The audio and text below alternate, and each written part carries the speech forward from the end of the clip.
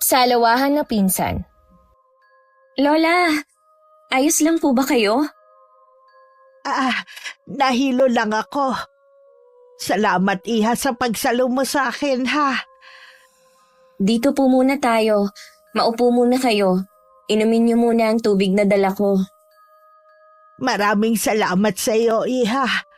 Ang tindi kasi ng init ngayon pero ayos na ako. Baka naman nagugutom na kayo. Ibibili ko kayo ng pagkain. Huwag na. Sapat na ang tubig na ibinigay mo sa akin. Sigurado po ba kayo? Oo, Iha. Magpapahinga lang ako bago umuwi. Kung ganun po sasamahan ko na kayo. Baka naman maabala kita. Hindi po, Lola. Wala naman akong ibang pupuntahan. Wala rin naman akong gagawin sa bahay. Saan ka ba galing, ha? Ang ganda kasi ng bihis mo Galing po ako sa pag-a-apply ng trabaho. Hindi ko nga alam kung pang-ilan ko na to Hanggang ngayon po hindi pa rin ako natatanggap. Puro na lang sila tawag, ni isa naman wala pang tumatawag. Parang yung apo ko lang nung bago pa lang nag-a-apply ng trabaho. Huwag ka lang mawalan ng pag-asa, ha? Matatanggap ka rin. Sana nga po, Lola. Ako lang din kasi ang inaasahan ng pamilya ko. Naku, napakwento na ako sa inyo nang hindi pa nagpapakilala. Ako nga po pala si Flora. Tawagin mo na lang akong Lola Adora. Malapit lang po ba ang bahay nyo dito? Ihahatid ko na kayo. Huwag ka lang mag-abala, Iha. Malapit lang naman ang bahay ko rito Isang sakay lang ng tricycle. Ihahatid na ako sa mismong tapat ng bahay ko. Baka po hinahanap na kayo ng pamilya ninyo. Ako nang papara ng tricycle para sa inyo, para makauwi na kayo. Salamat, ha. Sana magkita ulit tayo para naman makabawi ako sa pagtulong mo sa akin. Ang pagiging mapaglaro o pagkakaroon ng maraming kasintahan ng sabay-sabay ay hindi nagpapakita ng tunay na pagmamahal, kundi nagpapahiwatig lamang ng pansariling kasiyahan. Bukod dito, ang kawalan ng respeto sa kasalukuyang relasyon ay maaaring humantong sa hindi ka nais-nais na pangyayari. Magandang araw, Miss Gwen. Pati na sa mga nakikinig sa araw na ito sa inyong channel. Tawagin niyo na lamang po ako sa palayaw na Flora. Tubong Isabela. 28 anyos na sa kasalukuyan at may stable na trabaho dito sa Taguig. May 1 taon na rin po ako nakikinig sa channel niyo. At gusto ko pong magbahagi ng aking karanasan na may kinalaman sa kababalaghan na naganap may ilang taon na rin ang nakakalipas. Wala po akong pinagsasabihan sa nangyari noon. Dahil alam ko namang hindi lahat may malawak na pag-iisip sa mga ganitong pangyayari. Nagdesisyon akong sa channel niyo ibahagi ang aking kwento para magsilbing aral at inspirasyon na rin sa mga kapwa ko taga-subaybay niyo. Saan po kayo nagpunta, Lola? Kanina pa ako nag-aalala sa inyo Sabi ni Aling Nita, kanina pa daw kayo umalis. Nakalimutan mo na ba kung anong araw ngayon, ha? Birthday nga po pala ngayon ni Inay. Ibig niyo sabihin, galing kayong sementeryo? Pinagtirik ko lang siya ng kandila. Ngayon ang kaarawan niya at kamatayan. Sana hanggang ngayon kasama pa natin siya. Huwag na po kayong pupunta doon mag-isa. Alam niyo naman na malayo ang sementeryo sa highway. Baka mamaya may makasalubong pa kayong mga masasamang loob. Iba na ang panahon ngayon. Wala nang sinasanto ang mga ganong tao. Pasensya ka na, Apo, ha, kung pinag-alala kita. Ayaw naman kitang abalahin dahil may trabaho ka. Pwede naman po tayong dumalaw kay Inay sa day off ko Nandito na naman ako Huwag na natin niyang pag-usapan pa. Alam mo ba, Apo, may nakilala akong babae kanina. Nahilo kasi ako nung pauwi na Kung hindi niya ako nasalo, malamang nabagok ang ulo ko sa simento.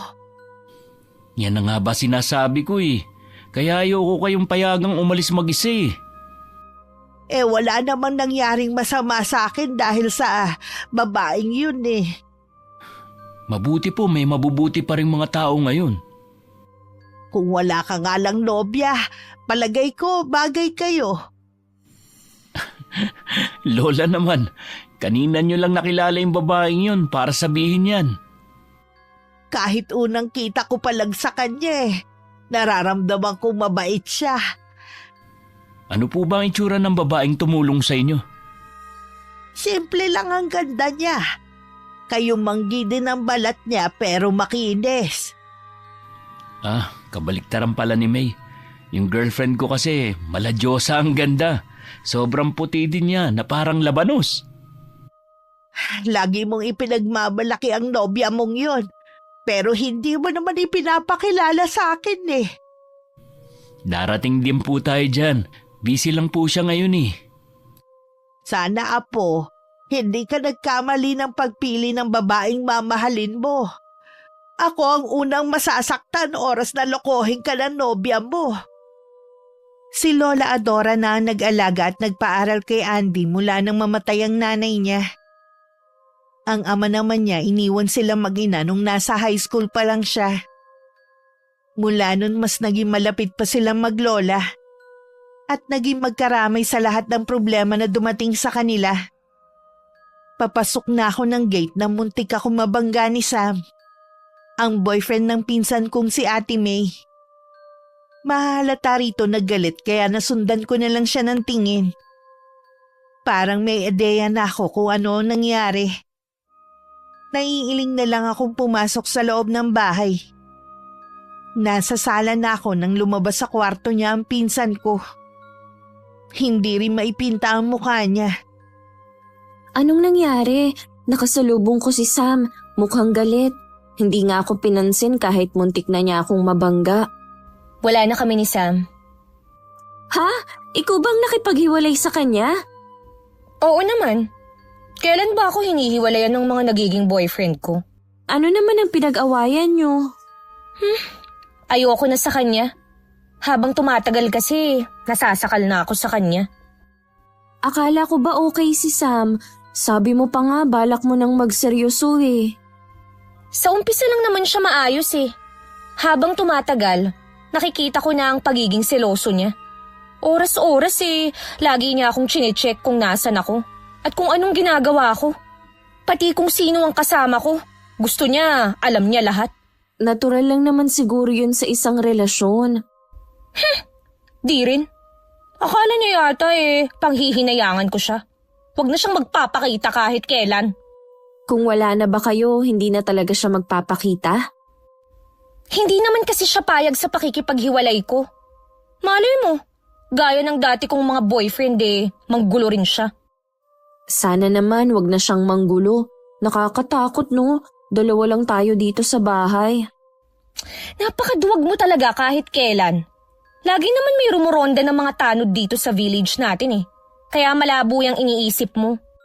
Kapag kasi galit ang isang tao, hindi siya makakapag-isip ng matino. Hay nako, Flora. Huwag na nga nating pag-usapan ng bagay na to. Nga pala, kumusta na yung pag-a-apply mo ng trabaho? Ayun, tatawagan na lang daw ako. Na naman? Ilang beses ko na bang naririnig sa'yo yan? Hanggang ngayon, ni isa walang tumatawag. May balat ka yata sa puwet Ang malas mo kasi. Oo nga nawawalan na nga ako ng pag-asa. Parang gusto ko na lang umuwi sa probinsya namin. Ano nang gagawin mo sa inyo? Magtatanim ng kamote. Nahihiya na rin kasi ako sa iyo Ilang buwan na akong nakatira dito. Wala man lang akong ambag. Bakit? Naniningil ba ako sa'yo, ha? Nakakatulong ka naman sa akin, Ikaw ang madalas nagluluto, naglilinis, tsaka pinaglalaba mo pa ako. Sapat na yung kabayaran sa pagtira mo dito ng libre. Maliit na bagay lang naman yun kumpara sa pagpapatira niyo sa akin dito. Para mapanatag ang loob mo, natutuwa nga ang mga magulang ko na nandito ka. Dahil may kasama ako rito sa bahay. Siyempre, nag-aalala rin ang mga yun sa akin, lalo na't nasa malayo sila. Ang bait talaga ng mga magulang mo, no? Kaya nagpapasalamat talaga ako. Oo na, puro na lang pasasalamat ang naririnig ko sa'yo eh. Ang mabuti pa, magluto ka na lang. Kanina pa kasi ako nagugutom eh.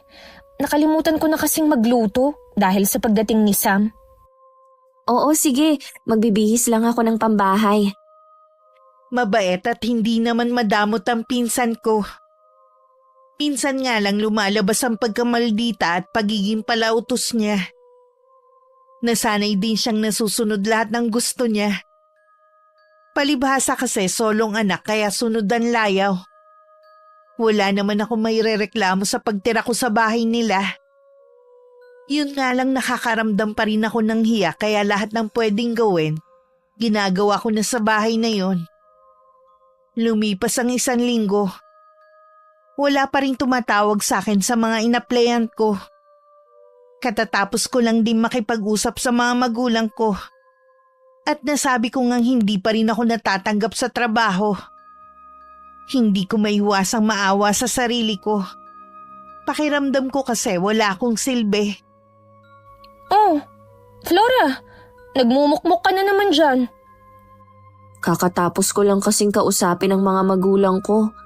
Tinatanong nila ako kung nakahanap na ako ng trabaho.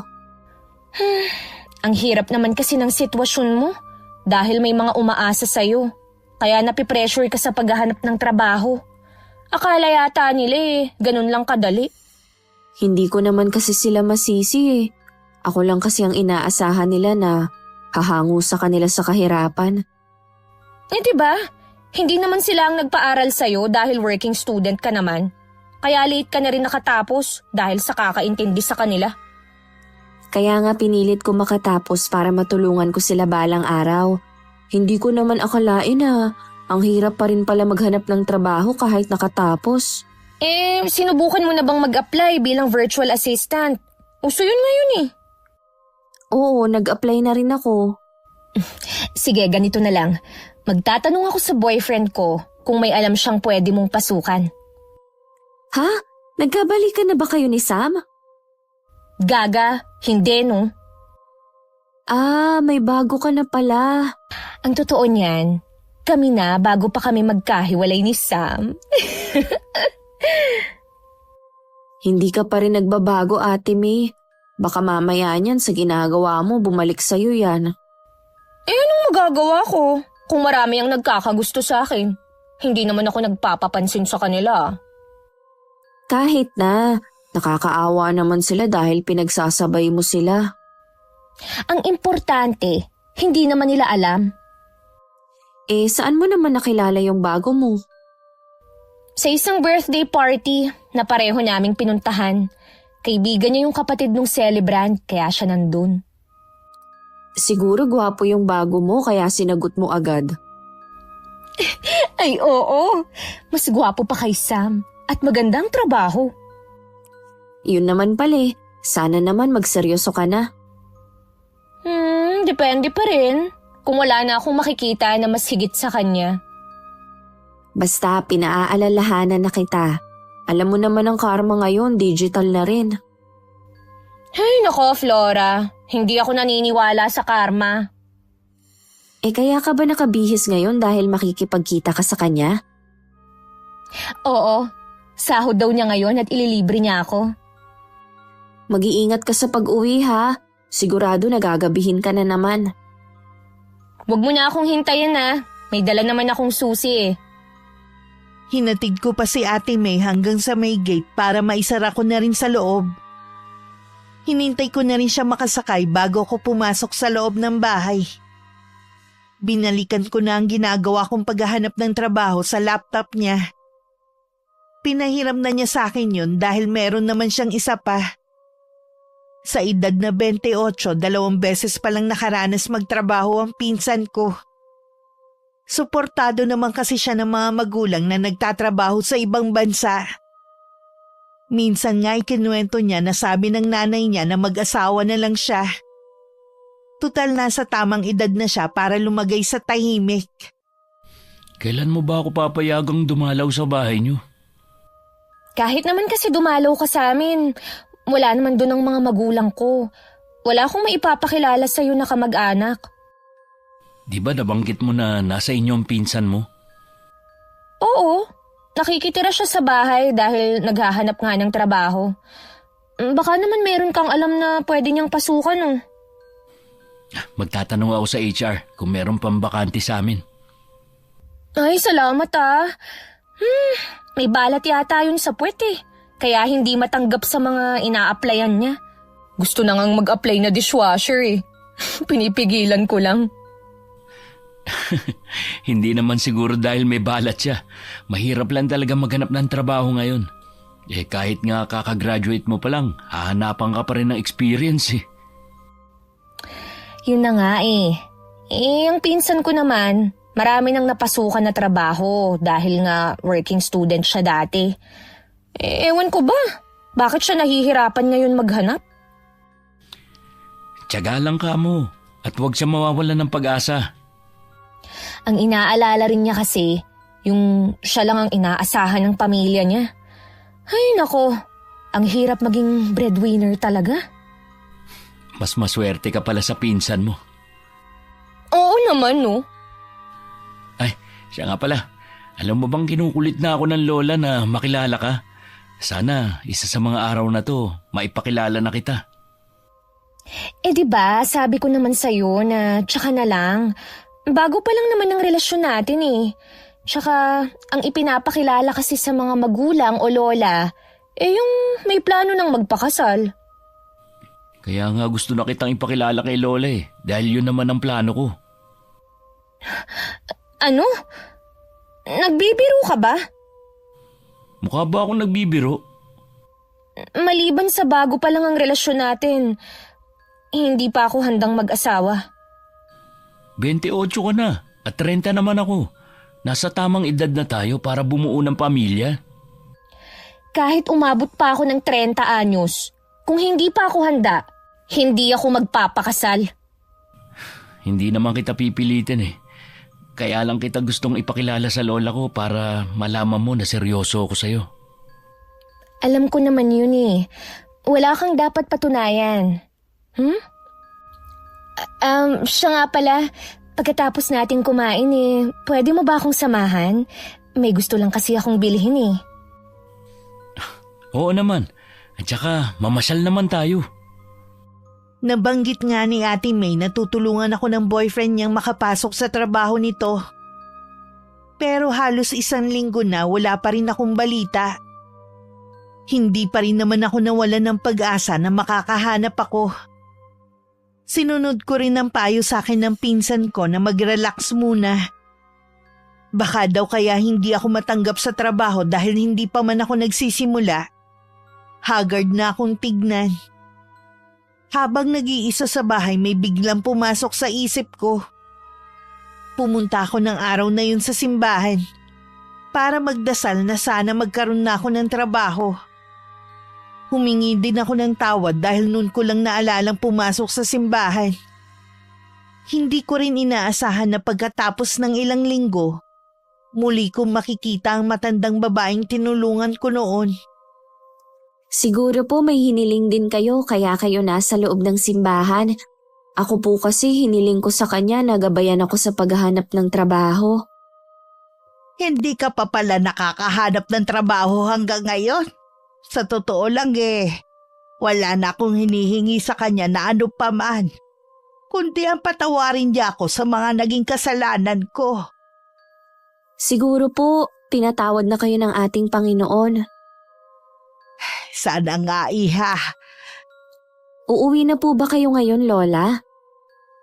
Hindi pa naman. Gusto ko muna magpalipas ng oras. Naiinip din kasi ako sa bahay lalo na. Lagi ako nag-iisa. Parehas po pala tayo. Gusto ko rin munang magpalipas ng oras. Sigurado kasing gagabihin na naman ang pinsan ko Kapag nasa bahay ako, wala na akong ginawa kundi mag-isip. Kung ganun magkwentuhan muna tayo habang nagpapalipas ng oras. Sige po, Lola. Sino ba ang kasama niyo sa bahay? Kami na lang ng apo ko ang magkasama sa bahay. Maghapon siyang nasa trabaho eh. Kaya ako lang ang naiiwan sa amin. Nasaan po ang mga magulang niya kung hindi masama ang magtanong? First year high school ang apo ko nung iwan sila ng kanyang ama at sumama sa ibang babae. Mula noon naging malulungkutin na ang anak ko. Isang araw hindi namin nakalain na madarat na namin siyang wala ng buhay sa bahay namin. Nagpatiwakal ang aking anak. Hindi niya kinaya ang pag-iwan sa kanya ng asawa. Pasensya na po sa pagtatanong ko.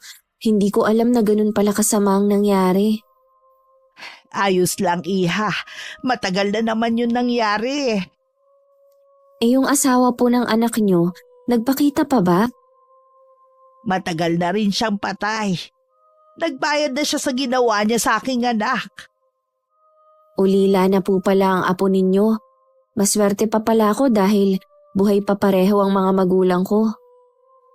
Kaya habang nandyan pa sila, mahalin at pahalagahan mo sila. Hindi kasi natin alam ang mangyayari sa mga susunod na araw. Masarap kakwentuhan si Lola Adora. Hindi ko nga namalayan ang pagdaan ng oras. Gaya nung una kami nagkita, ipinara ko siya ng tricycle. Habang nakatanaw sa papalayong sinakyan niya, nararamdaman kong magkikita pa rin kami. Gumaan na rin ang pakiramdam ko nang pauwi ako. Mas naging positibo ako mag-isip ngayon dahil sa mga sinabi ng matandang babae. Pagdating sa bahay nila, naabutan na niya ang apo na naghihintay sa kanya. Napangiti na lang siya sa pagiging maalalahanin ng apo. Sana naman po kayo nanggaling, Lola. Sa simbahan, iho. Alam mo ba, muli kami nagkita nung babaeng kinikwento ko sa'yo. Yung tumulong sa inyo nung mahilo kayo? Oo, siya na nga. Nagkwentuhan muna kami habang nagpapalipas ng oras. Ano na naman po na pag-usapan nyo? Kung ano-ano lang naman. Masarap siyang kakwentuhan dahil hindi ko na malayan ng oras. Halata nga po dahil nauna pa ako sa pag-uwi sa inyo. Kumusta naman ang araw mo sa trabaho? Ayun, ayos lang naman po. Hindi kayo nagkita ng nobya mo, no? Dahil maaga ka ngayong umuwi. Busy po kasi siya eh. Ano bang trabaho ng nobya mo? Ang totoo po niyan, wala siyang trabaho. Suportado kasi siya ng mga magulang na nasa abroad. Ang swerte naman niya kung ganon. Pero apo, ang mga ganyang babae kasi tamad sa buhay. Sigurado ka na ba sa kanya? Opo, Lola. Tsaka hindi po tamad si May. Dati po may trabaho siya. Sabi niya, gusto lang daw niyang magpahinga muna. Wala naman sigurong masama dun. Nakakapagod naman talaga kasi magtrabaho eh. Alam ba niya ang katayuan natin sa buhay? Ang ibig ko sabihin pagiging mahirap natin. Alam lang niya ang tungkol sa trabaho ko at kayo na lang ang kasama ko sa buhay.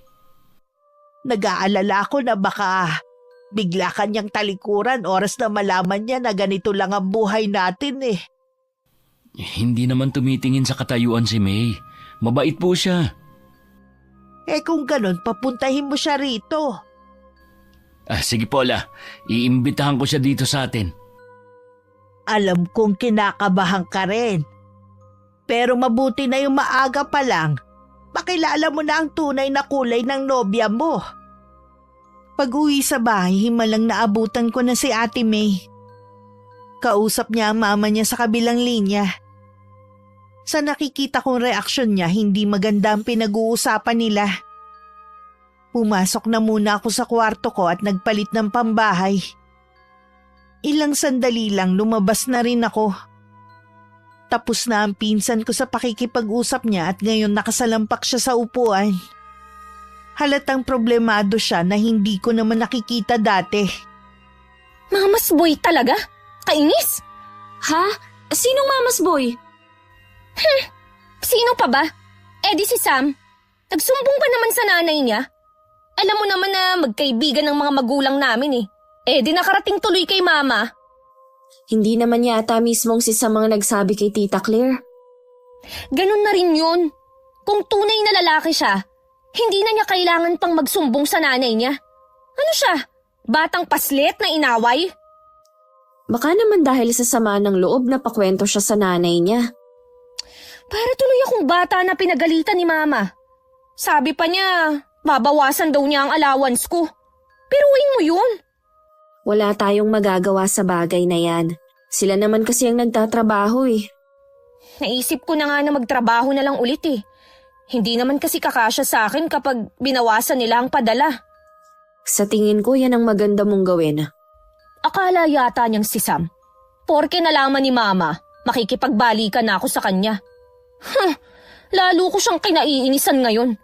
Maisip pa lang siya eh, nasusuka na ako. Grabe ka naman. Kung magsalita ka parang wala kayong pinagsamahan na dalawa. Siya ang hindi nag-isip sa pinagsamahan namin. Huwag ka nang magalit. Sige ka, baka pumangit ka niyan. Kapag pumangit ako, kasalanan to ni Sam. Magkwento ka na lang sa bago mong boyfriend. Kumusta na kayo? Ayun, okay naman. Wala akong masabi sa kanya.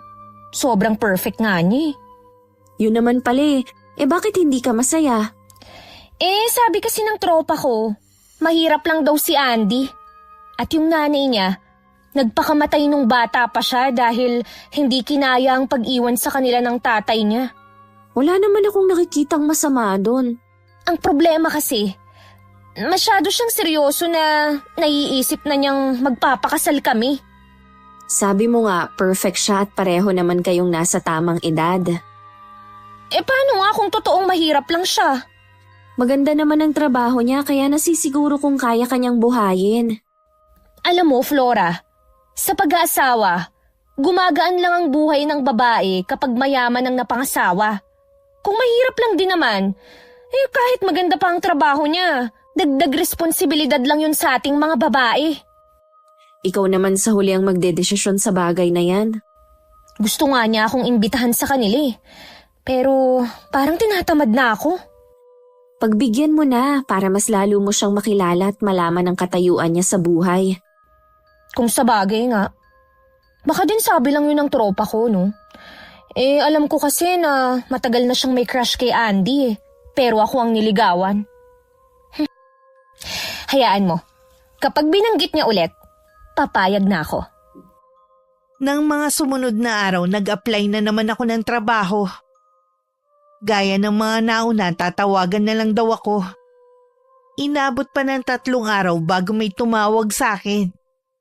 Bumalik daw ako kinabukasan para sa final interview. Napatalon ako sa sobrang tuwa. Kinabukasan nga ang pinakamaganda kong formal na damit ang sinuot ko. Kinakabahan pa ako nung una. Pero nawala rin naman sa mga simpleng tanong na nasagot ko ng maayos. At yun na, may trabaho na ako. Bago lang ang kumpanya kaya siguro maliit lang ang sahod. Pero ayos lang yun sa akin. Sa hirap ng inabot ko sa paghahanap, hindi ko na kailangan mamili. Bago umuwi, dumaan muna ako sa simbahan para magpasalamat. Dahil sa wakas, dininig na rin ang matagal ko ng dasal. Oh, ang saya mo yata ngayon. May trabaho na ako, Ate May. Sa Lunes na ako mag-uumpisa. Talaga? Ay, congrats! Uy, wala kang balat sa puwet. Siguro ito talaga ang trabaho na nakalaan para sa akin. Pasensya ka na nga pala ha. Hindi kita natulungan sa paghahanap ng trabaho. Hindi na rin kasi binanggit ni Andy kung may bakante sa kanila eh. Ayos lang, ate. May trabaho naman na ako at yun ang importante. Ay, ano nga palang trabaho mo? Admin clerk. Medyo mababa lang ang sahod pero ayos na yun. Sa nag-uumpisa pa lang sa trabaho. Oo nga. Malay mo, kapag nakita nilang masipag ka, taasan ka nila ng sahod. Sigurado na matutuwa nitong mga magulang ko. Sa wakas may trabaho na ako. Natural na matutuwa sila dahil sila ang unang makikinabang sa sahod mo. Ay, paalala lang ha. magtira ka pa rin para sa sarili mo. Tsaka ko na siguro iisipin ang sarili ko. Uunahin ko muna silang tulungan. Ikaw ang bahala. Basta hindi ako nagkulang ng paalala sa'yo. May lakad ka ba ngayon? Nakabihis ka kasi eh. Sa bahay ni na Andy ako maghahapunan. Magkikita na lang kami sa mall dahil may bibilhin pa ako na pasalubong para sa lola niya. Mabuti naman pumayag ka na sa imbitasyon niya na pumunta sa kanila. Pumayag na rin ako para masagot na lahat ng katanungan ko sa isip ko. Paano kung talagang mahirap lang siya? Hihiwalayan mo na ba siya? Siguro. Pag-iisipan ko. Sa ngayon, wala naman akong nakikilala pa na mas higit sa kanya eh. Kawawa naman siya kung hihiwalayan mo siya kapag nakakilala ka na naman ng iba. Flora, ganun talaga ang buhay. Walang kasiguraduhan pagdating sa relasyon. Ako ang natatakot para sa iyo eh. Paano kung makahanap ka ng katapat mo? Baka mangyari din sa iyong mga ginagawa mo. Hindi mangyayari sa akin ang kinatatakutan mo. O siya, naalis na ako. Bye! Ingat ka, Ate May. Sana naman hindi siya karmahin sa ginagawa niya.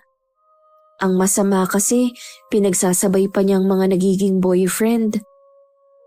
Ang boyfriend ni Ate May ang namili ng ipapasalubong nila sa lola nito. Mas kabisado naman ni Andy ang lola kaya hinayaan na lang niya. Hindi naman pala kalayuan ang bahay ng binata. 20 minutes lang nandun na sila sa bahay nito. Maliit lang ang bahay pero sementado naman. Kasing laki lang ng bahay ni na Ate May. Mainit naman silang sinalubong ng lola ni Andy. Nagmano ang binata dito at ginaya lang ni Ate May.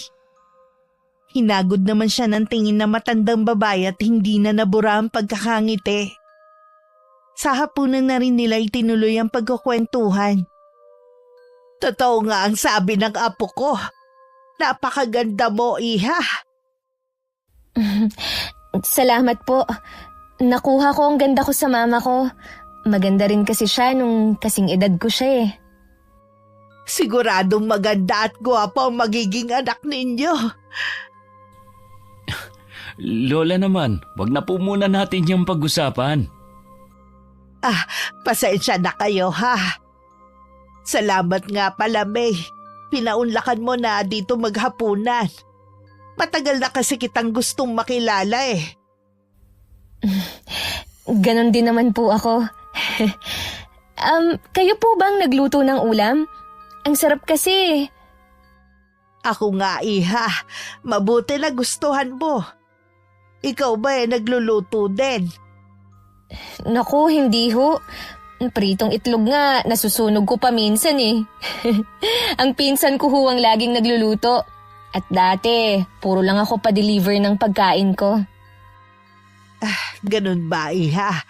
Nabanggit sa akin ng apo ko na parehong nasa abroad ng mga magulang mo. Opo, matagal na po sila ron. Sa pagkakaalam ko, malapit na rin silang umuwi. Tatapusin na lang yata yung huling kontrata na pinirmahan nila.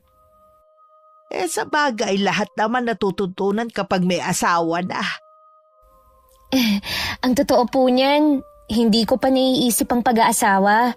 Hindi pa kasi ako sawa sa pagkadalagi. Nabanggit ni Andy na 28 ka na raw. Nasa hustong gulang na kayo pareho. Mukha pong marami nang naikwento sa inyo ang apo niyo tungkol sa akin. Wala kasi akong nililihim kay Lola. Ganun ba? Kumain ka pa, iha. Lagi mong tatandaan, ha? Laging bukas ang bahay na ito para sa'yo. Maraming salamat po, Lola, sa mainit na pagtanggap niyo sa akin. Pagkatapos ng hapunan, nagkwento pa ang lola ni Andy sa kanila. Lumalalim na nga ang gabi kaya nagpaalam na ang pinsan ko na kailangan na niyang umuwi. Dahil wala akong kasama sa bahay. Hinatid naman siya ng boyfriend niya hanggang sa amin. Nasilip ko pa sila sa may gate habang nagpapaalam sa isa't isa. Noon ko lang din nakita ang boyfriend ng pinsan ko. Gwapo at matangkad yun na isa sa mga katangian na gusto ng pinsan ko sa isang lalaki. Samantala, nasa sala naman ng lola ni Andy at hinihintay ang pagdating niya. Kung kanina hindi naaalis ang ngiti nito, ngayon naman masyado na siyang seryoso. Oh, bakit hindi pa kayo nagpapahinga sa kwarto nyo? Hinihintay kasi kita eh. Hinatid mo ba si May hanggang sa bahay nila? Opo, Lola. Maganda si May. Walang duda yun, apo. Pero tingin ko sa kanya mapaglaro sa pag-ibig. Aminado naman po siya na marami na siyang nakarelasyon eh. Pero hindi siya salawahan. Alam ko po na mahal ako ni May. Paano ka naman nakakasiguro sa bagay na yan? Ilang buwan mo pa lang siyang nobya. Alam ko po dahil lagi ko siya nakakasama. Ayaw lang kitang masaktan na po, gaya ng nanay mo. Magkakaiba ang tao, Lola. Hindi gagawin sa akin ni May ang ginawa ng tatay ko sa amin ni Inay. Sana wag mong ibuhos ang lahat ng pagmamahal mo sa kanya. Marami kasi ang pwedeng mangyari sa relasyon niyo eh. Yun ang matagal na at kasal pa, naghihiwalay pa rin. Hindi po mangyayari sa amin ni May ang naging kapalaran nila. Sa nakikita ko, malalim na ang pagmamahal mo sa kanya. Sa lahat ng nakarelasyon ko, si May ang pinakamahal ko. Sana, Lola, hindi kayo maging hadlang sa pagmamahala namin. Hindi ako magiging hadlang. Gusto ko lang naman na makasiguro na hindi ka sasaktan ng babaeng yun. Hindi po yun mangyayari kahit kailan. Kaya huwag na kayo mag-alala, Lola. Sige, apo. May tiwala naman ako sa iyo eh. Basta tandaan mo, nandito lang ako lagi para sa iyo. Ilang araw ko nang napapansin na good mood lagi si Ate May. Ilang beses na rin nakapunta si Andy sa bahay. Minsan nga naaabutan ko pa sila nagluluto sa kusina. Palagay ko seryoso na ang pinsan ko sa boyfriend niya. Natutuwa naman ako kung ganun na nga. Sana lang wala siyang makita na masigit ang katangian kay Andy. Dahil abala ko sa trabaho, hindi na kami gaano nakakapagkwentuhan ni Ate May. Isang araw na day off ko, masaya siyang umuwi at pinakita ang singsing sa daliri. Nanlaki bigla ang mga mata ko at pinaglipat-lipat pa ang mata sa singsing at sa mukha niyang nakangiti. Huwag mong sabihin na... Flora, tama ka nang iniisip. Engaged na kami ni Andy. Congrats, ate! Sa wakas, ikakasali ka na. Alam na ba to ng mga magulang mo? Hindi pa. Ikaw pa lang ang una kong pinagsabihan eh. Napakaswerte mo kay Andy. Maswerte siya sa akin. Napag-usapan niyo na ba kung anong petsa? Wala pa naman. Mag-iipon muna si Andy. Gusto ko kasi, grande ang magiging kasal ko. Si Andy lang palang magpapatino sa'yo. Oo nga eh. Maganda ba talaga yung singsing? Oo naman, sigurado mahal yan. Oo naman oh. Kung mumurahin lang to, hindi ko to tatanggapin. Masaya ako para sa'yo. Ikaw naman, ngayon na meron ka ng trabaho, pwede ka nang tumanggap ng manliligaw. Iba pa rin kasi ang saya kapag may minamahal. Hindi ko pa yan mahaharap. Lalo na ngayon wala nang trabaho si Itay. Nag-aaral pa yung dalawa kong kapatid. Porke may trabaho ka na, umalis na agad sa trabaho ang Itay mo. Imbis na magtulungan sana kayo sa mga gastusin. Hindi na rin kasi kaya ni Itay eh. Nagkasakit kasi siya sa baga. Ang malas mo naman sa lahat ng bagay, Flora. Baka pati sa love life, malas ka din. Hindi naman siguro. Sayang, meron pa naman akong gustong ireto sa'yo. Kaya lang, wag na nga. Baka mamaya ako pa ang masisi ng pamilya mo. Hindi ko naman kailangan ng lalaki sa buhay ko. Basta masaya ako na ikakasal ka na. Ate, saan nyo nga pala balak tumira kung sakali? Hindi pa naman namin yan napag-uusapan eh. Pero sa tingin ko sa bahay nila, huwag kang mag-alala. Kahit wala na ako rito, pwede ka pa rin tumira dito. Naku, nakakahiya naman ate. Ayoko naman samantalahin ang kabaitan ninyo. Sus, huwag ka nang mahiya. Maging praktikal ka. Kesa mangupahan ka, dito ka na lang. E di hindi na matutuloy ang paghahanap mo ng trabaho. Hindi na siguro. Kung ilang buwan na lang, hihinto rin naman ako. Ayaw na rin kasing patagalin pa ni Andy eh. Siguro, sasabihin lang niya sa lola niya, tapos magpaplano na kami. Tingin ko nga sa'yo, in love ka kay Andy. Iba kasi ang aura mo ngayon eh. Walang duda, na mahal ko si Andy. Halos araw-araw nasa bahay si Andy. Kulang na nga lang langgamin sila sa sobrang sweet. Minsan kahit nasa harapan nila ako basta na lang sila magtititigan. Pagkatapos maghahalikan. Umiiwas na lang ako ng tingin at sa katulad ko na wala pang nagiging boyfriend. Ako na lang ang nahihiya minsan.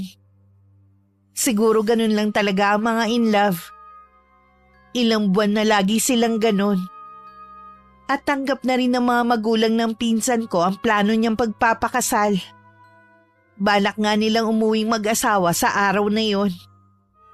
Minsan pag uwi ko naabutan ko si Andy sa labas ng gate. Pinapasok ko muna siya dahil nag-uumpisa ng umambon. Akala raw niya nakauwi na si Ate May. Kaya tumuloy siya sa amin. Lumalakas na ang ulan. Malamang hindi ka agad makakauwi. Sigurado ganun din si Ate May. Oo nga. Sana naman ligtas siya. Okay lang ang pinsan ko. Sabi mo nga ang paalam sa'yo nasa bahay siya ng kaibigan. Tawagan mo na lang siya para mawala ang pag-aalala mo. Kanina ko pa nga siya tinatawagan pero hindi niya sinasagot. Baka nasa biyahe na siya. Hintayin mo na lang, baka pauwi na rin siya. Baka may gusto kang inumin o kainin. Salamat na lang. Busog pa naman ako eh. At home ka naman dito sa bahay niya kaya ikaw nang bahala kung may gusto kang kainin o inumin ha. Salamat ah. Pasensya ka na kung naaabala kita. Wala yun. Magkwentuhan muna tayo habang hinihintay ang pinsan mo. Oo ba? Ano bang gusto mong pagkwentuhan natin? Nabanggit ni May sa lahat daw ng pinsan niya. Sa'yo siya malapit. Mabuti nagkasundo kayo. Kung hindi mo kasi kilala si Ate May, maiinis ka sa kanya. Maldita lang siya minsan, pero mas lamang pa rin ang pagiging mabait niya. Huwag mo lang siyang kukontrahin para magkasundo kayo. Napansin ko nga na para siyang dominante. Kahit sa akin, ganun siya. Kung talagang mahal mo siya, mamahalin mo pati ang kapintasan ng ugali niya. Solong anak lang kasi ang pinsan ko, kaya spoiled siya at sanay na nakukuha ang lahat ng gusto. Kapag kasal na kami, lahat ng gusto niya ibibigay ko. Gagawin ko siyang reyna ng buhay ko. Ang swerte ni Ate May sa'yo, mahal na mahal mo siya. Oo naman, ikamamatay ko kapag nawala sa akin si May. Mawawala ng halaga ang buhay ko kung iiwan niya ako. Sa halip na matuwa ako sa sinabi ni Andy, bigla akong kinabahan sa huli niyang sinabi. Ayokong isipin na magagawa niya ang isang bagay dahil sa pinsan ko. Ilang oras din kami nagkwentuhan at si Ate May ang topic namin. Tumila na ang ulan pero wala pa rin ang pinsan ko. Ilang sandali lang nakatanggap siya ng tawag mula kay ate. Sa kaibigan na lang daw tumatutulog dahil wala na masakyan pa uwi. Hindi ko alam pero iba ang kutob ko. Mabuti na nga lang pala, nasa bahay pa siya ng kaibigan nang lumakas ang ulan. Mahirap ngang makasakay kapag ganitong maulan. Salamat nga pala sa pakikipagkwentuhan ha. Uwi na ako. Sige, mag-iingat ka sa pag-uwi mo. Nung gabi hindi ako makatulog. Hindi dahil sa mag-isa lang ako sa bahay. Iniisip ko si Andy at ang mga binitiwan niyang salita kanina. Laman din ng isip ko si Ate May. Kilala ko kasi siya. Alam kong wala siya sa bahay ng kaibigan niya.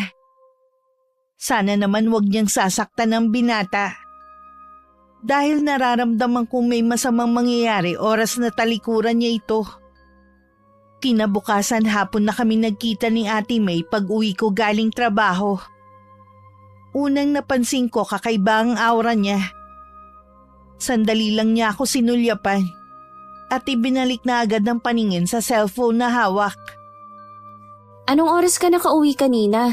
Ang tagal din naghintay sa'yo ni Andy kagabi. Kararating ko lang ngayon. Magka-chat nga kami kagabi nung makauwi siya. Balak pa nga akong puntahan sa bahay ng kaibigan ko eh. Sabi ko na lang na magpahinga na siya. Alam ko naman na pagod siya sa trabaho eh. Magkikita ba kayo ngayon? Ay, hindi na muna. May iba akong lakad eh. Himala yata ayaw mo siyang makasama. Samantalang nitong mga nakaraang araw hindi kayo mapaghiwalay. Nakakasawa naman kasi na araw-araw na lang kaming magkasama. Ganun naman talagang nagmamahalan, di ba? Oo nga. Kaya lang kapag ikinasal na kami, lagi na kaming magkasama. Gusto ko munang namnamin ang kalayaan ko, no? Sino ba yung kaibigan na kikitain mo? Ay, bago ko lang kaibigan. Lalaki ba yung kaibigan mo? Oo. Hindi maganda ang kutob ko, Ate May, sa kaibigan mong yan. Tandaan mo, ikakasal ka na. Lah, grabe ka naman. Akala mo naman pinagtataksilan ko na si Andy. Hindi pa siguro ngayon, pero darating ang araw na ganun ang gagawin mo. Kilala kasi kita eh. Huwag kang mag-isip ng masama dyan. Tuloy ang kasal namin ni Andy. At magkaibigan lang kami ni Alex. Alam naman niya na ikakasal na ako eh. Mas mabuti pa rin kung lalayuan mo na ang Alex na yon. Gulo lang ang dala niya sa inyo ni Andy. Huwag ka nang makialam sa akin. Alam ko ang ginagawa ko. Nagpapaalala lang ako sa'yo. Alam ko naman yun. Alam ko na marami kang iniisip. Pero wag mo na akong isama sa mga alalahanin mo. Pwede ba yun? Magkasama tayo sa bahay na to. Ay, ang dami mo namang sinasabi. Makaalis na nga. Bahala ka na rito ah. Baka gabihin ako sa pag-uwi eh. Napapailing na lang ako sa pinsan ko habang sinusundan ko siya ng tingin.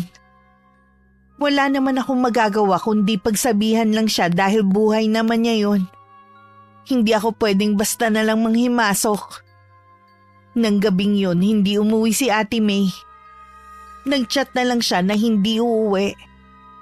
Nasundan pa ang hindi niya pag-uwi ng mga sumunod na araw. Minsan pag-uwi ko, nakita ko naman si Andy sa labas ng gate namin. Ay, nagbabaka sakali lang ako kung nakauwi na si May galing probinsya nyo. Ha? Iyon bang sinabi niya sa'yo? Kuwan kasi wala pa siya. Ako nga din kahapon pa siya hinihintay. Ilang araw na kasi kaming hindi nagkikita eh. Namimiss ko na siya. Bakit hindi mo siya subukang tawagan? Wala daw signal kung nasan siya kaya hindi rin kami makapag-usap ng maayos. Pasensya ka na ha. Busy din kasi ako sa trabaho ko kaya hindi kami nakakapag-usap ni Ate May. Pwede mo ba akong tawagan kung sakaling dumating na siya? O sige, o kaya patatawagin ko siya sa iyo. Salamat ha. Pasensya ka na sa abala ko. Wala yon, malapit na rin naman tayong maging magkapamilya eh. Ay, isa pa nga pala sa inaalala ko. May mga tao kaming dapat kakausapin ngayong linggo pero dahil wala siya, hindi pa namin naaasikaso. Baka nakalimutan ni Ate May. Ipapaalala ko na lang sa kanya. Salamat ulit ha. Sige, aalis na ako. Hinintay ko muna makalayo si Andy bago ko pumasok sa loob ng bahay. Nagulat pa ako nang biglang lumabas si Ate May sa kwarto niya. Nakahawak pa ako sa dibdib ko nang lumapit ako sa kanya. Nandito ka na pala. Alam mo bang nasa labas ng gate kanina si Andy? Alam ko. Alam mo pala eh, bakit hindi mo siya hinarap? Ayoko muna siyang kausapin eh. Pinagtataguan mo ba siya? Hindi naman sa ganun. Mangungulit na naman yun. Magtatanong ng magtatanong. Nagsinungaling ka pa sa kanya na nasa probinsya ka. Totoo naman kasing nasa probinsya ako. Kasama ang Alex na yon. Oo, magkasama kami. Kahit hindi ka umamin, alam ko na may relasyon na kayo. Naguguluhan kasi ako eh.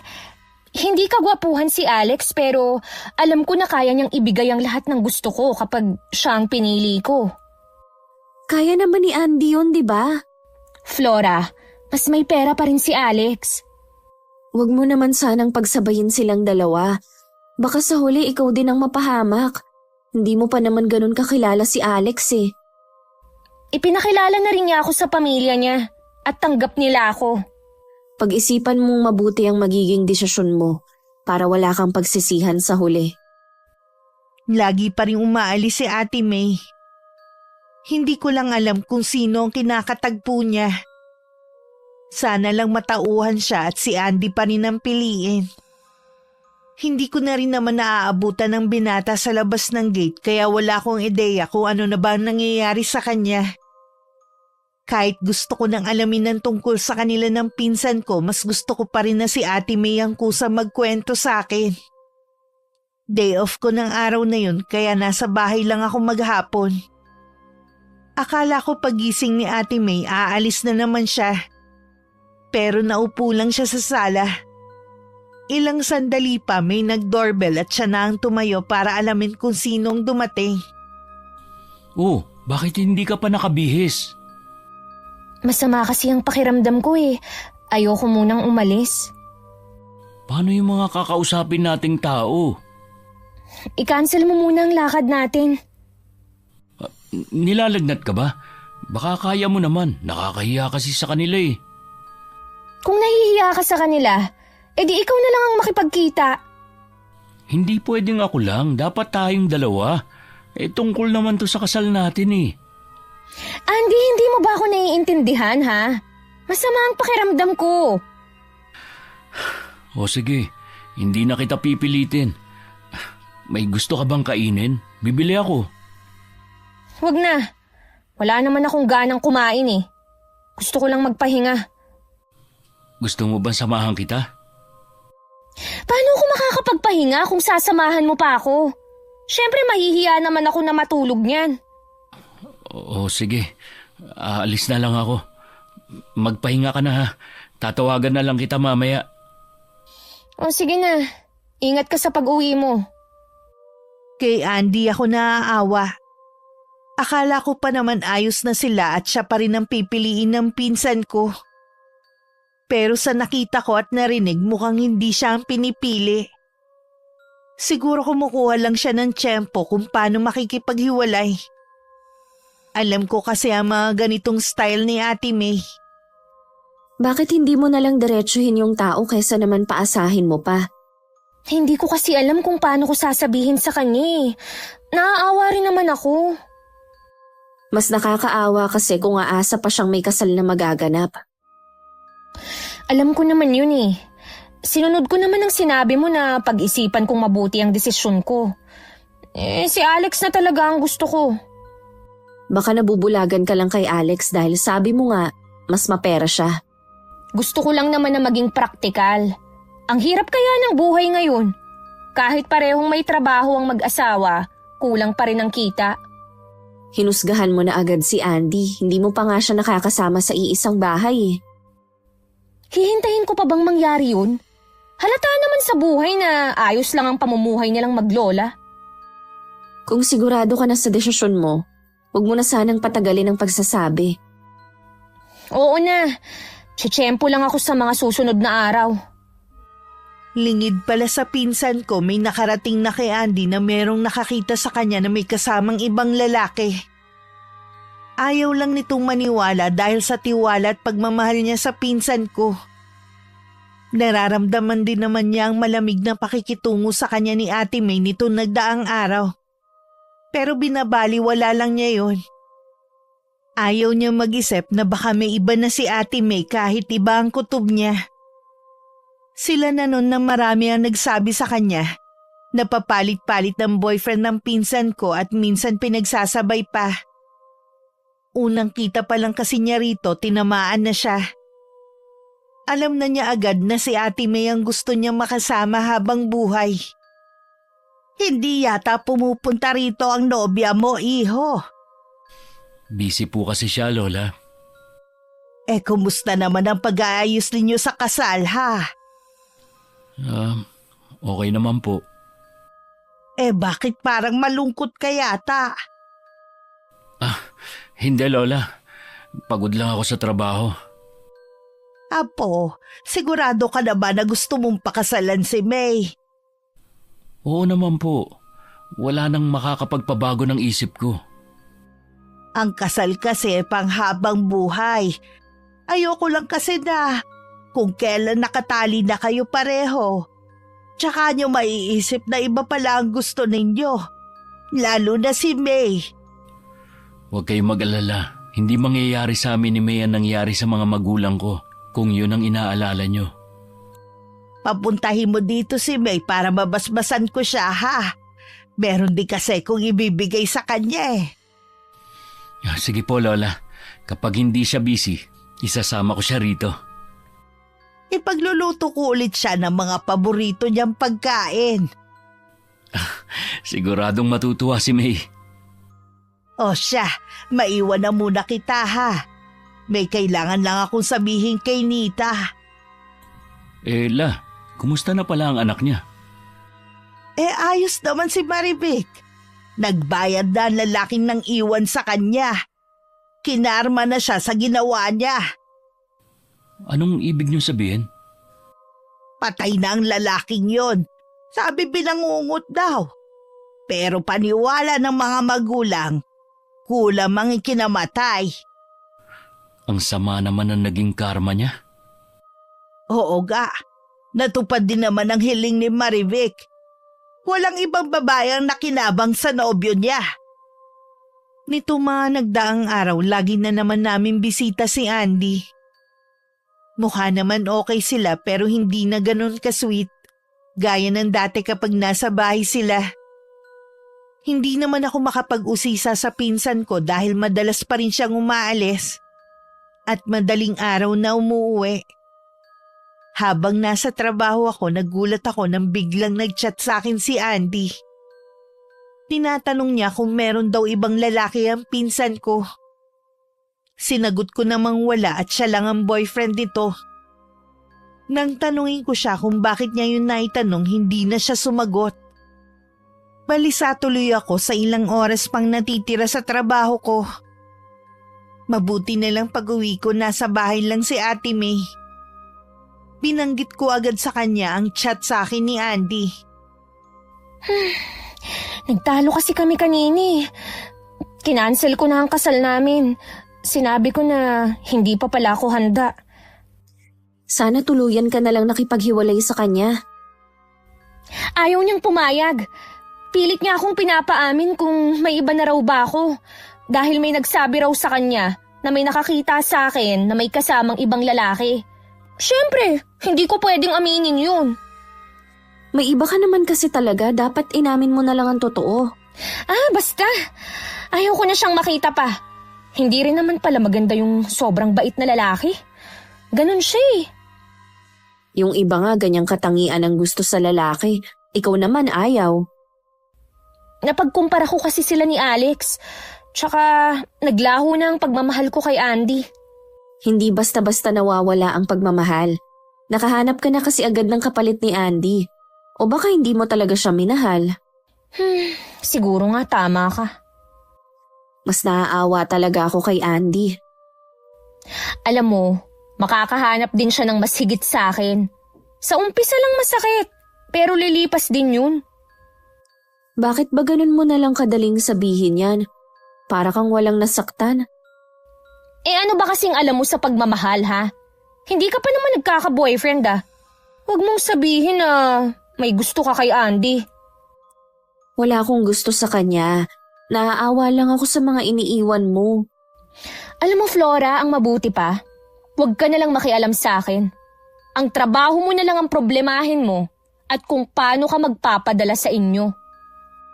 Mabuti pa nga siguro ganun ang gawin ko.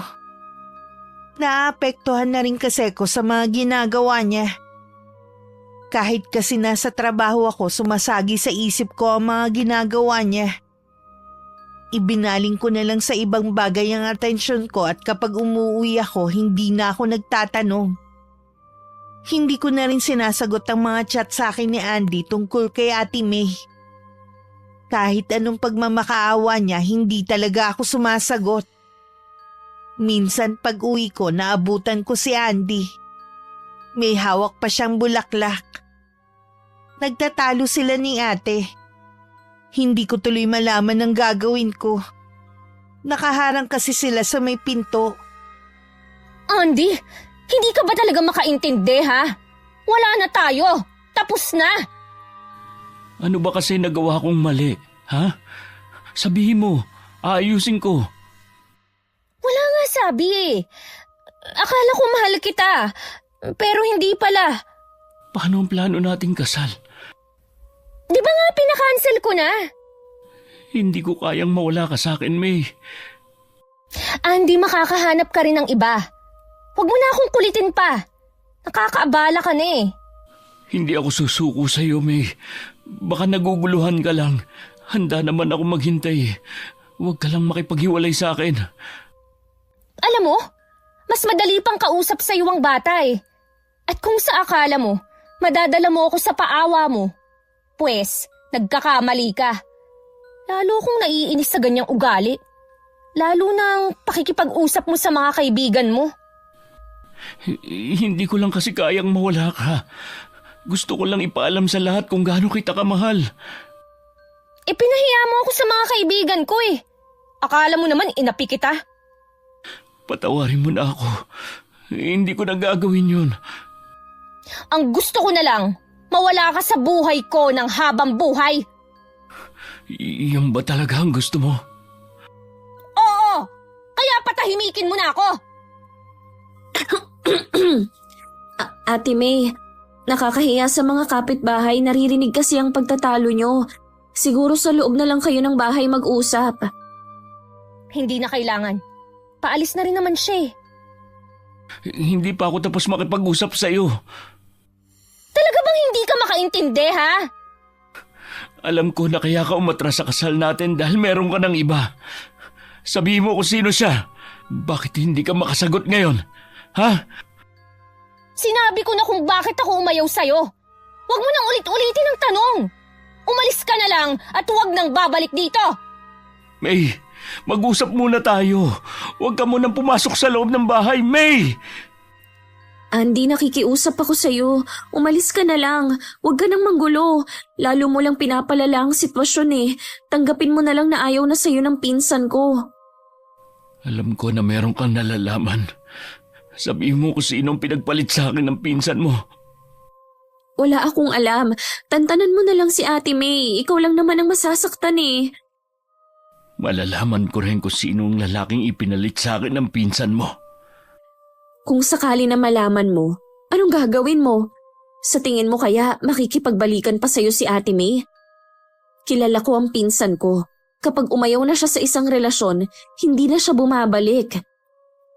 Hindi ko kayang mawala siya sa buhay ko, Flora. Naiintindihan kita, pero mas masasaktan ka lang kapag ipinilit mo pa ang gusto mo. Maraming babae na mas karapat dapat sa'yo. Wala akong pakialam sa kanila. Si May lang ang mahal ko. Gagawin ko lahat, bumalik lang siya sa akin. Awang-awa naman ako kay Andy. Laylay ang balikat niya habang naglalakad palayo. Nang pumasok ako sa loob ng bahay, prente lang nakaupo si Ate May sa sofa habang umiinom ng juice. Inalok pa niya ako pero umiling lang ako sa kanya. Nauhaw kasi ako sa pakikipagtalo sa lalaking yun eh. Buti na paalis mo. Ayaw pa rin niyang sumuko. Baka kung anong gawin niya, hindi ka ba nag-aalala? Ay nako, hindi. Bahala siyang gawin kung anong gusto niya. Hindi maganda ang ginawa mo kay Andy. Gusto na nga kitang isumbong sa mga magulang mo eh. Hoy Flora, subukan mo lang magsumbong. Kundi palalayasin kita rito. Tingnan ko lang kung hindi ka sakali matulog. Alam ko naman na wala kang naiipon eh. Dahil maliban sa maliit na nga ang sahod mo, pinapadala mo lahat sa pamilya mo. Sumusobra ka na kasi sa ginagawa mo eh. Baka mga magulang mo lang ang magpatino sa'yo. Matino ako, okay? Yun nga lang, nawala ng pagmamahal ko kay Andy. Alam mo namang dahil sa awa na lang kaya hindi pa ako makikipaghiwalay. Noon pa man, laruan na ang tingin mo sa mga lalaki. Para kang nagpapalit lang ng damit eh. Matakot ka naman sana sa karma. Ayan ka na naman sa karma eh. Hindi naman totoo yan. Di sana, marami nang nakarmang mga tao. Yung iba nga nangaagaw pa ng asawa, pero hindi naman nakakarma. Malalaman mo lang na totoo ang sinasabi ko kapag nangyari na sa'yo. Ay, umalis ka na nga sa harapan ko. Huwag mo nang dagdagan ang init ng ulo ko. Mula nun parang nagkaroon na ng pader sa pagitan namin. Hindi na namin matingnan ang bawat isa sa mga mata. Hanggat maaari umiiwas kami tuwing nagkakasalubong. Naisip ko tuloy na umalis na sa bahay na yon. Kaya lang wala pa akong ipon dahil sabi nga ng pinsan ko, lahat pinapadala ko sa pamilya ko. Siguro kailangan ko na magtabi sa susunod na sahod. Maghahanap na rin ako kahit maliit na kwarto na mauupahan. Hindi pa rin tinigilan ni Andy ang pinsan ko. Kahit saan siya magpunta, laging nakasunod sa kanya ang binata. Hanggang makita nga nito ang lalaking pinalit sa kanya. Hinatid ni Alex ang pinsan ko sa bahay. Hinintay muna ni Andy na makaalis ang karibal bago nilapitan si Ate May. Siya pala ang pinalit mo sa akin. Andy, sinusundan mo ba ako, ha? Oo, araw-araw kitang sinusundan. Hindi na ako nakakapasok sa trabaho dahil sunod ako ng sunod sa'yo. Tanga ka pala eh. Tapos na tayo. Kaya tigilan mo na ang pagsunod-sunod mo sa akin. Talaga bang hindi mo na ako mahal? O baka naman hindi mo talaga ako minahal? Bahala ka kung anong gusto mong isipin. Sandali lang! Huwag ka munang tumalikod! Bitiwan mo nga ako! Kapag hindi mo ako tinigilan, ipapablatter na kita sa pulis! Tingnan ko lang kung hindi masira ang buhay mo! Matagal na sira ang buhay ko mula nang iwan mo ko. Andy, hindi pa naman huli ang lahat para ayusin mo ang sarili mo. Kalimutan mo na ako. Umpisahan mo nang makipag-date sa ibang babae. Ayoko sa kanila. Ikaw lang ang gusto ko. Isang tanong pa. Hindi ka na ba talaga makikipagbalikan sa akin? Hindi na. Ayaw mo na talaga sa akin, ha? Sige. Hindi mo na ako makikita kahit kailan. Magpapakamatay na lang ako. Huwag mo nga akong takutin, ha? Hindi ako nananakot, May. Gagawin ko talaga. Tutal wala nang halaga ang buhay ko. Alam mo, umuwi ka na sa inyo. Itulog mo na lang yan. Mukhang ilang araw ka nang hindi natutulog eh. Hindi talaga ako nakakatulog sa kakaisip sa'yo. Napakahina mo talaga. Para kang hindi lalaki. Mabuti na lang talaga nakipaghiwalay na ako sa'yo. Matapang ako, May. Ipapakita ko sa'yo kung gaano ako katapang. Ay, mabuti na lang umalis na siya. Hindi naman niya siguro gagawin ang sinabi niya. Sana naman patahimikin na niya ako. Pagkatapos nun, hindi na nga ulit nagpakita si Andy sa pinsan ko. Si Ate May naman halos gabi-gabi na lumalabas kasama si Alex. Dinala na rin niya ito sa bahay. Masasabi kong mas okay pa rin ang ugali ni Andy kesa rito. Halata kasi ang kayabangan nito sa katawan. Wala nang ginawa kundi ipagmalaki ang pera ng mga magulang. Ni minsan hindi man lang nagkwento kung ano ba ang narating sa buhay niya.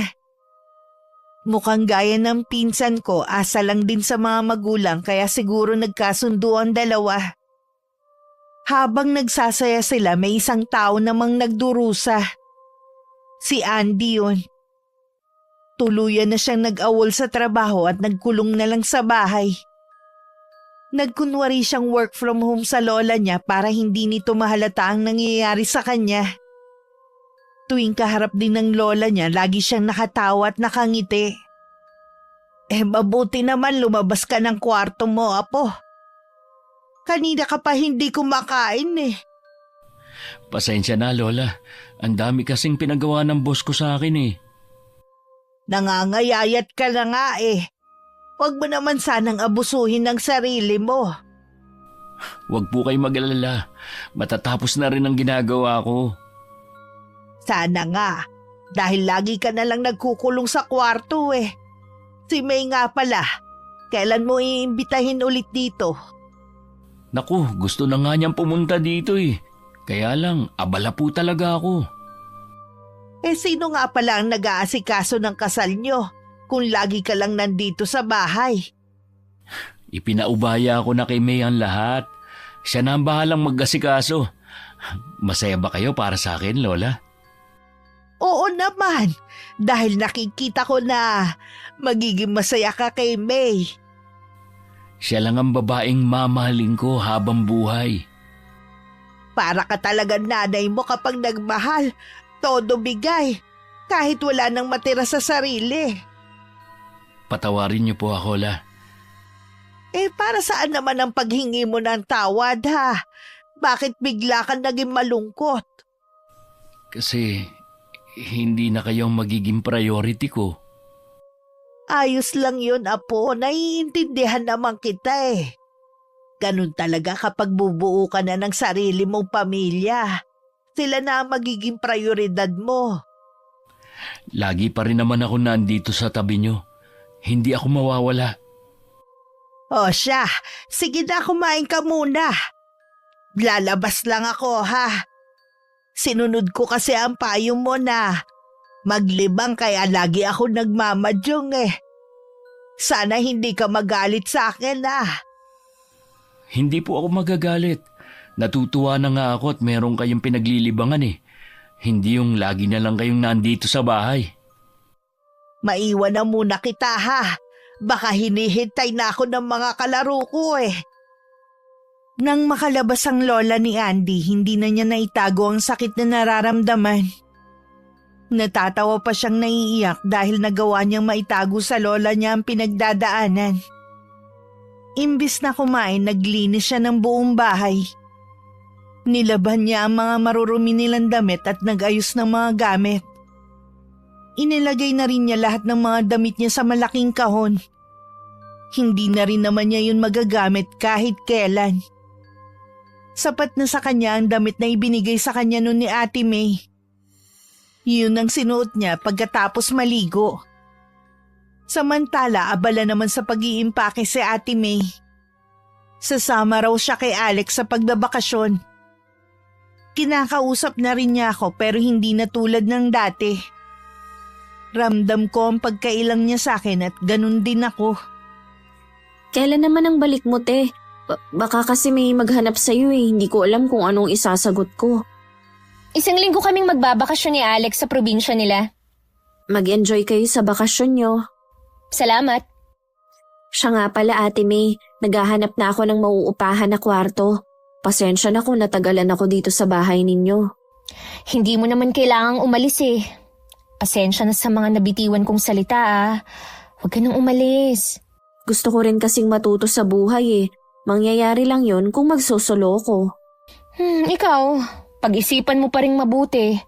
Alam ko na nagtatampo ka lang sa akin.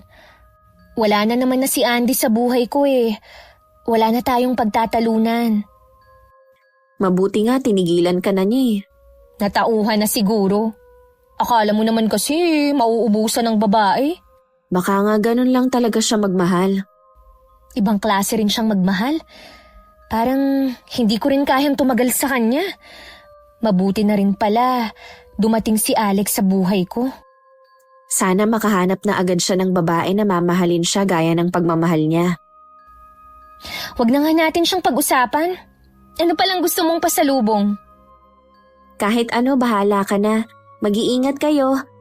Ayan na yata yung sundo mo. Ay oo, siya na nga yan. Oh, bahala ka na rito ah. Mag-iingat ka. Sinamahan ko pa siya hanggang sa labas. Kumaway pa ako habang paalis ang kotse nila. Pagbalik ko sa loob, nakaamoy ako ng bulaklak ng patay. Inilibot ko pa ang paningin ko sa buong bahay. Hanggang sa mawala na ang amoy bulaklak na nalalanghap ko. Baka pabango lang yun ni Ate May na naiwan sa hangin. Ang weird lang ng pabango niya at kaamoy pa talaga ng bulaklak ng patay. Nang mga oras na yun, walang tigil sa pagpalahaw ng iyakan lola ni Andy. Nadatnan na ni Lola Adora nga po na nakabigte. At nakuha ang atensyon ng mga kapitbahay ng malakas at sunod-sunod niyang sigaw. Pagpasok nila, nakita nila ang nakasalampak na matandang babae habang nakatingala sa nakadilat na mata ng apo. Agad ditong pinulsuhan ng isang lalaking kapitbahay.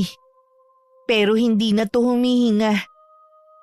Tansya niya may ilang oras na itong patay.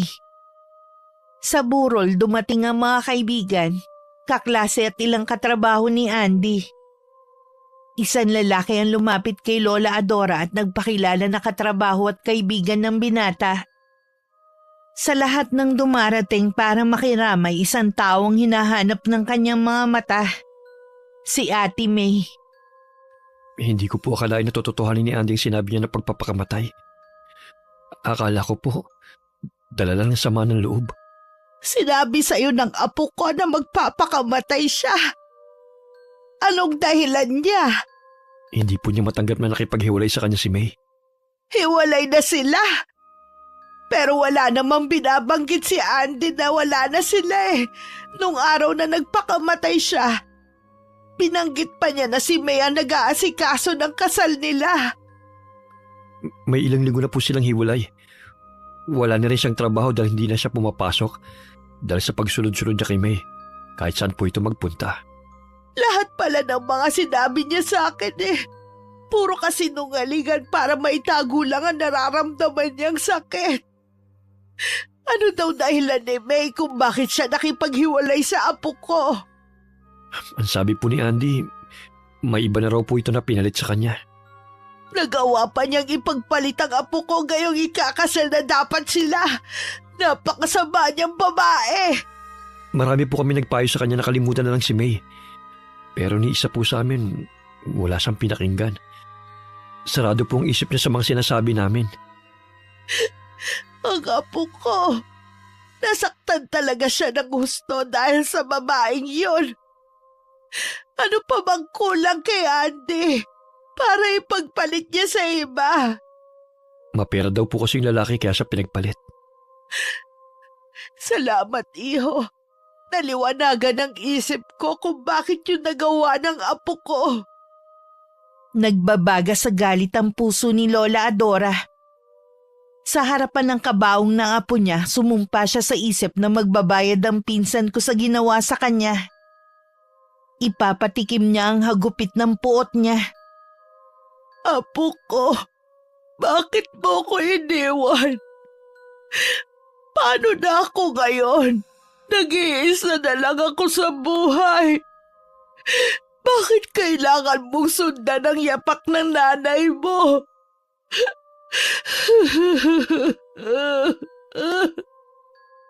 Ikatlong araw pa lang mula nang umalis si Ate May nang bigla na lang siyang dumating.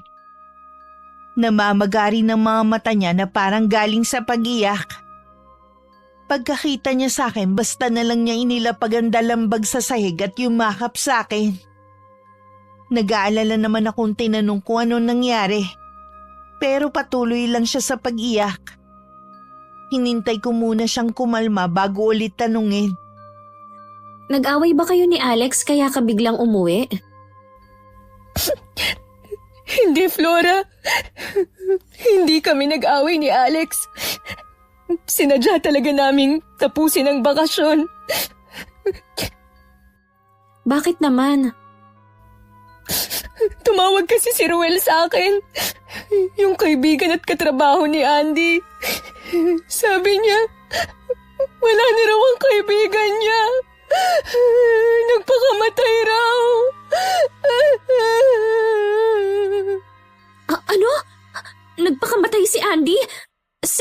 ba dyan?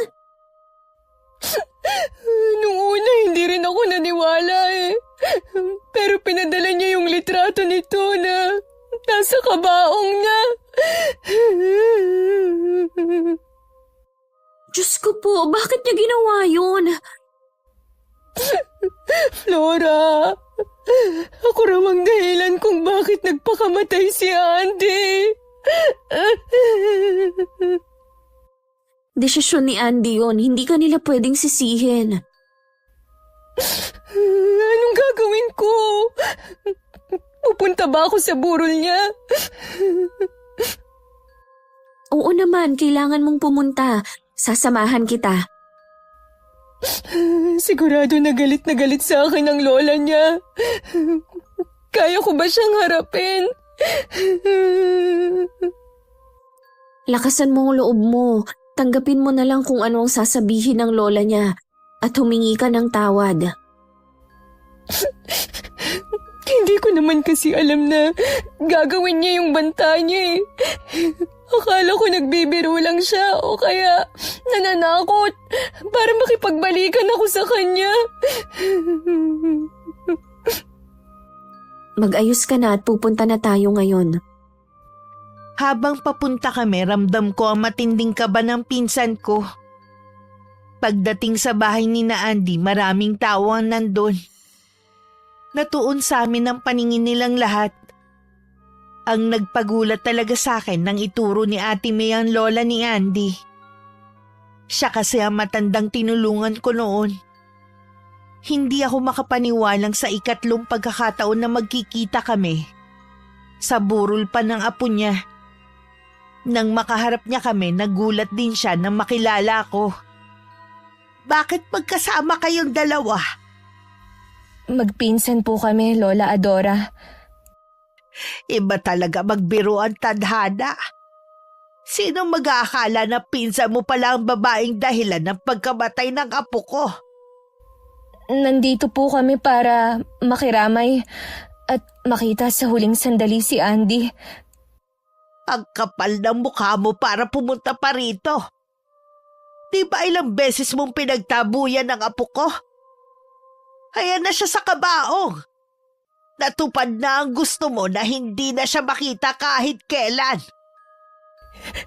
Hindi ko naman po gusto ang nangyari sa kanya. Maiiwasan sana ang trahedyang ito kung hindi mo pinaglaruan ang damdamin ni Andy. Noon pa, hindi na maganda ang kutob ko sa'yo. Pero dahil mahal ka ng apo ko, tinanggap kita. Tapos ipagpapalit mo lang sa ibang lalaki. Isa kang salawahan, wala kang puso. Lahat po ng sasabihin niyo, tatanggapin ko po. Patawarin niyo po ako.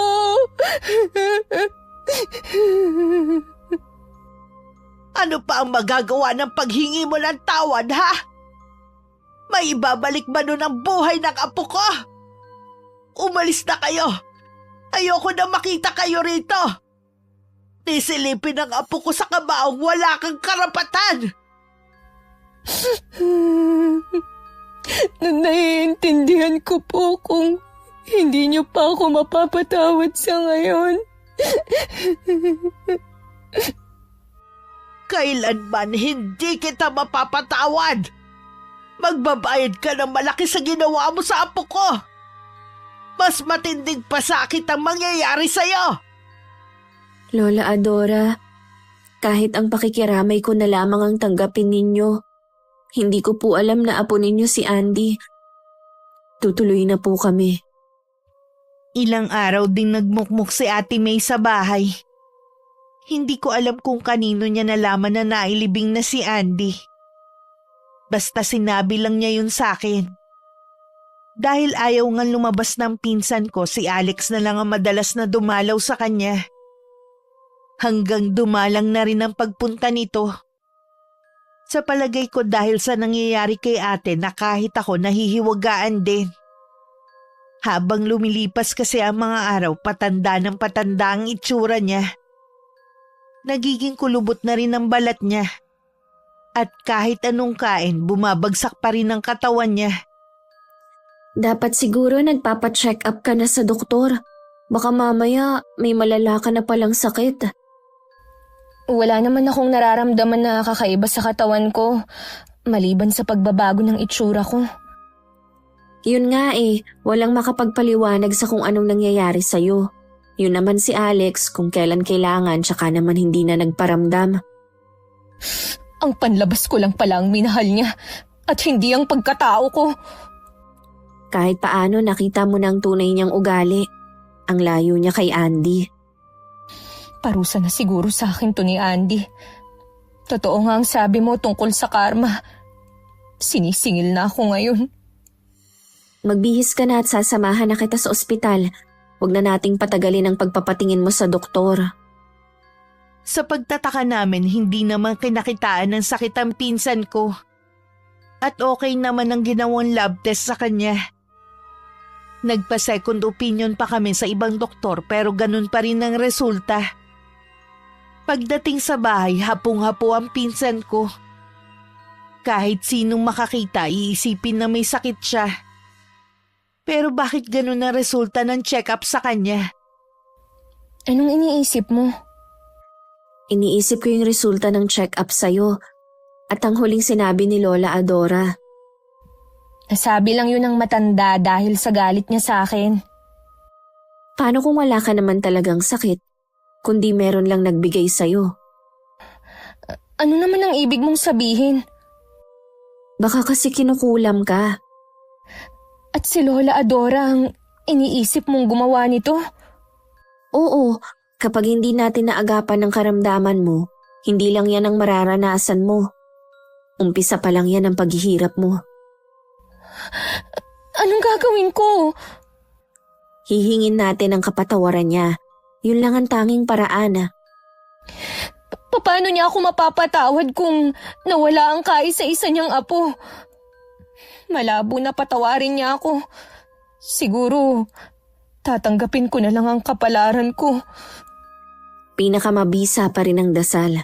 Kung hindi ka man mapatawad ni Lola Adora, sa Panginoon ka lumapit at hilingin na sana hawakan niya ang puso ng lola ni Andy. Nung gabing yon, kahit hindi sabihin ni Ate May, alam kong tahimik siyang nagdadasal. Buong gabi din ako nagbantay sa kanya kaya kitang-kita ko kung paano siya tubuan ng mga sugat sa balat. Bakas na rin sa mukha niya ang matinding kirot na nararamdaman. Kinabukasan maaga kong gumayak para puntahan si Lola Adora. Ako makikiusap sa kanya na patawarin na ang pinsan ko. Alam kong mahirap para sa kanya pero susubukan ko pa rin. Ayokong tingnan lang si Ate May na naghihirap. Pagdating sa bahay ng matanda, hinarap naman niya ako. Alam ko kung bakit ka nandito. Kung kinakailangan pong luluhod ako sa harapan ninyo, mapatawad niyo lang ang pinsan ko, gagawin ko. Hirap na po siya. Paano naman ang paghihirap ko? Dalawang mahal ko sa buhay ang nawala sa akin dahil sa maling taong minahal nila. Una ang nanay ni Andy na kinitil din ang sariling buhay dahil sa pag-iwan sa kanya ng asawa. Alam ko po na walang katumbas ang sakit na nararamdaman niyo sa pagkawala nila. Pero sana magawa niyo pa rin na patawarin si Ate May at wag nang parusahan. Nagsisisi na siya sa ginawa niya. Bigyan niyo sana siya ng pagkakataon na magbago at pagsisihan ang ginawa niya. Natuto na siya ng leksyon. Alam mo bang nag-iwan na sulat si Andy? Sabi niya patawarin ko siya sa gagawin niya. Ginusto niyang tapusin ang buhay niya dahil mahina siya. At hindi na niya kayang sakit na nararamdaman. Huwag ko daw sisihin si May.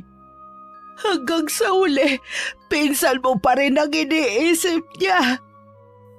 Walang duda kung gaano siya kabait at sobrang minahal niya si Ate May. Kahit labag sa kalooban ko na bawiin ang karamdaman sa pinsan mo.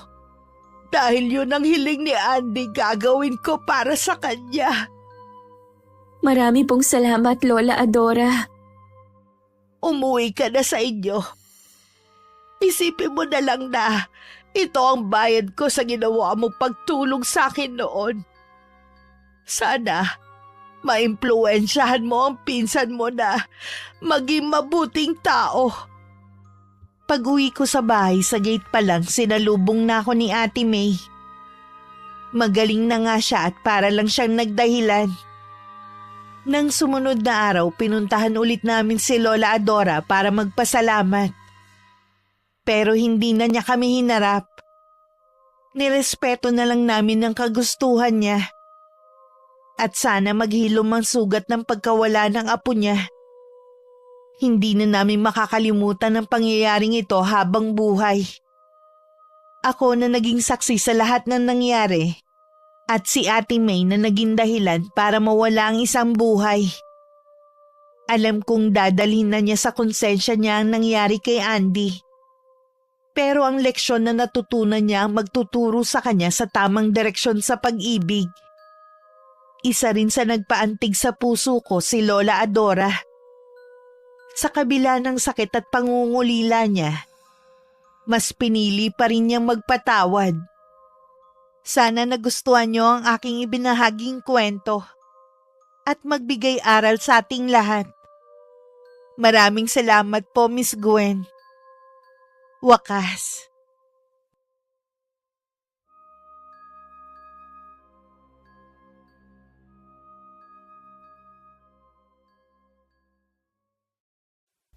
Salawahan na pinsan. Lola,